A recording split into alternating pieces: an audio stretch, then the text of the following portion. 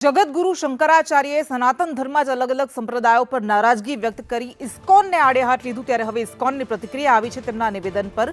તેમણે કહ્યું છે કે શંકરાચાર્ય ઇસ્કોન સંપ્રદાયમાં આવીને સેવકો વચ્ચે બેસે।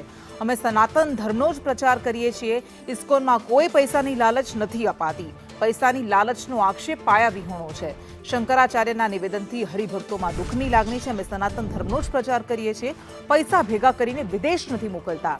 પાયાવિહોણા આક્ષેપ ન કરવા ઇસ્કોન તરફથી અપીલ કરવામાં આવી છે।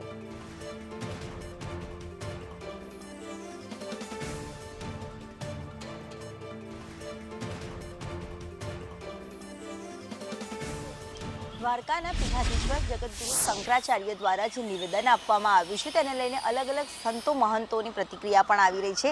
જ્યારે ઇસ્કોન સંપ્રદાયના હરિભગત આપણી સાથે જે સેવક છે જે વર્ષોથી આ સંપ્રદાય સાથે જોડાયેલા છે આમની સાથે જ વાત કરીશું। શું કહેશો, જે પ્રકારે સ્ટેટમેન્ટ આવ્યું છે ઇસ્કોન સંપ્રદાય પર પણ એક આક્ષેપ કરવામાં આવ્યો છે? हाँ, तो एमનું જે સ્ટેટમેન્ટ આવ્યું છે, નિવેદન આવ્યું છે તેનાથી કરોડો ભક્તોને બહુ ઠેસ પહોંચી છે અને દુઃખ બી થયું છે।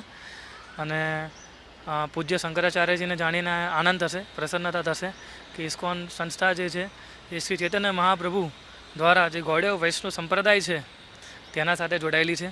આનું સંસ્થાના રૂપમાં સ્થાપના પરમ પૂજ્ય શ્રી શ્રીમદ શ્રી ભક્તિવેદાંત સ્વામી શ્રીલ પ્રભુપાદજી દ્વારા, જેમનો જન્મ કલકત્તામાં થયો હતો વેસ્ટ બંગાળમાં, અને તે ગૌડીય વૈષ્ણવ સંપ્રદાયના સંન્યાસી છે, તેમના દ્વારા આ સંસ્થાની સ્થાપના કરવામાં આવી હતી। અને આના મૂળ આપણે જોવા જઈએ તો શ્રી ચૈતન્ય મહાપ્રભુથી માધવાચાર્યથી વ્યાસદેવ, વ્યાસદેવથી બ્રહ્માજી, અને તેવી રીતના આ જે સંપ્રદાય છે જોડાયેલો છે। એટલે જે એમનું કહેવું છે કે અસંપ્રદાયિક છે, શું એ આનાથી આપણે કહી શકીએ કે સંપ્રદાય સાથે જોડાયેલી સંસ્થા છે, જેની સ્થાપના પૂજ્ય શ્રી શ્રીમદ શ્રી ભક્તિવેદાંત સ્વામી શ્રીલ પ્રભુપાદજીએ કરી હતી 1966માં। બીજું એમને કીધું કે જે રૂપિયાની વાત કરી તેમને કે રૂપિયા જે છે વિદેશોમાં મોકલાય છે અને જઈ રહ્યા છે એમ। સો એના માટે મારું એટલું કહેવું છે કે આવા આક્ષેપો ઇસ્કોન માટે પહેલાં બી થઈ ચૂકેલા છે, એવું નથી કે નવું કોઈકે કીધું છે એમને। અને અત્યાર સુધી જેટલા લોકોએ બી આક્ષેપ મૂક્યા છે કોઈ પુરાવા વગર આક્ષેપો મૂકેલા છે।